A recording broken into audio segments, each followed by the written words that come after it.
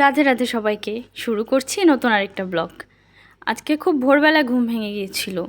আবৃত্তি খুব কান্না করছিল, তাই ঘুম থেকে উঠেই আগে জানলাটা খুলে দিলাম। খুলে দেওয়ার পর ওর কাছে চলে গেলাম। আসলে রাতে ওকে কিছু তেমন খাওয়ানো হয়নি, তাই ওর খিদা পেয়ে গিয়েছিল।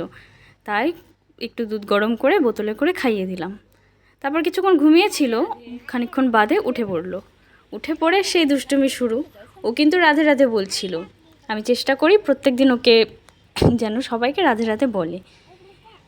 তারপর একটু ক্লিপ নিয়ে খেলা করছিল, আমাকে লাগিয়ে দিতে যাচ্ছিলো।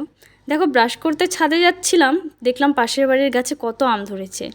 আর জানো, এই গাছের আমগুলো কিন্তু খেতে দারুণ মিষ্টি।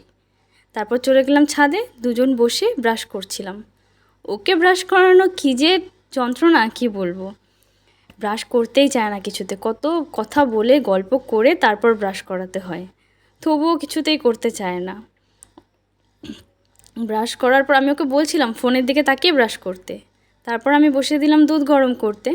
ও তো সকালবেলার টাইমটা দুধ মুড়ি কিংবা দুধ বিস্কুট, দুধ পাউরুটি এসবই খায়। তাই বাসন মাজতে বসেছিলাম, এদিকে পাপা নিয়ে চলে এসেছিলো মাছ। তো আগে বাসনটা মেজে নিয়ে মাছটা ধুয়ে নিব।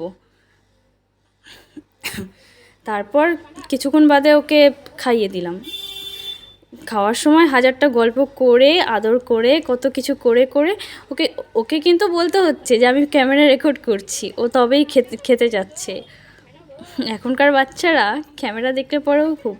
তারপর দেখো, সারাক্ষণ তো নাচতেই আছে। অনেকে ওকে দেখলে পরে বলে যে ও নাকি হাসতেই জানে না, অথচ বাড়িতে এত দুষ্টুমি করে, লোকজন দেখলে পরেই ওরকম করে। আর এই পান্ডাটা, এটা তো ওর সব থেকে মনে হয় প্রিয় খেলনা।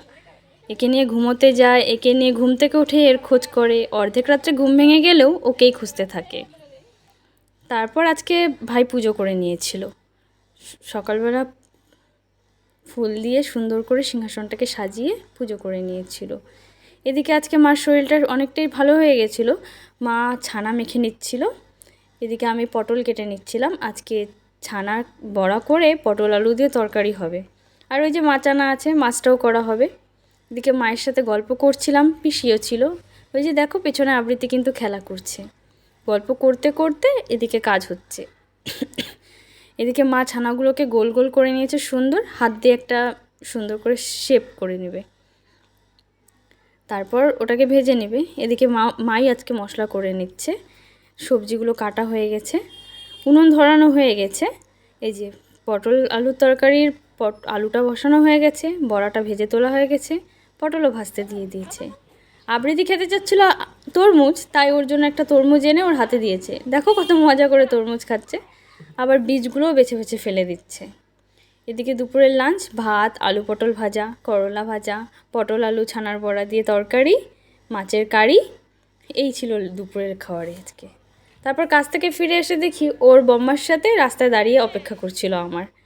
তারপর আমি একটু কোলে নিতেই টমটম চলে এলো ওকে বিরক্ত করতে। টমটম আসলে বিরক্ত করে না, ওকে আদর করতে যায়, কিন্তু ও বিরক্ত হয়ে যায়। তারপর ছাদে নিয়ে একটু ভাত খাইয়ে দিচ্ছিলাম। ওই যে সেই আবার ভাত খাওয়ানো মানেই যুদ্ধ। কত গল্প করে, এদিক ওদিক করে, কী কী সব দেখিয়ে বুঝিয়ে তারপর খাওয়াতে হচ্ছে। মাঝে মাঝে কত কিছু যে বলতে হচ্ছে, কী বলবো। তারপর সন্ধ্যাবেলা নিয়ে বসেছিলাম একটু পড়াতে।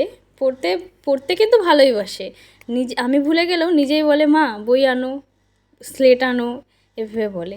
দেখো দিদুনের সাথে কি হাসি, দাঁত বের করে পুরো হাসছে।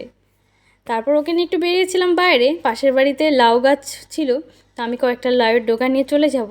আমার কিন্তু লাউ শাক খেতে, লাউ পাতা বাটা খেতে ভীষণ ভালো লাগে। এটা আমাদের বাড়ির সামনের মন্দির, ওখানে আবৃত্তি খেলা করছিল।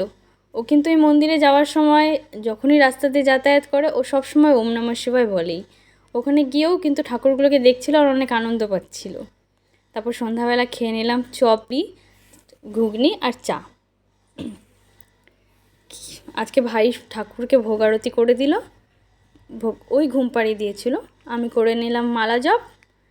তারপর ভিডিওটা এখানেই শেষ করব। দেখা হবে নেক্সট ব্লগে, ততক্ষণের জন্য টাটা।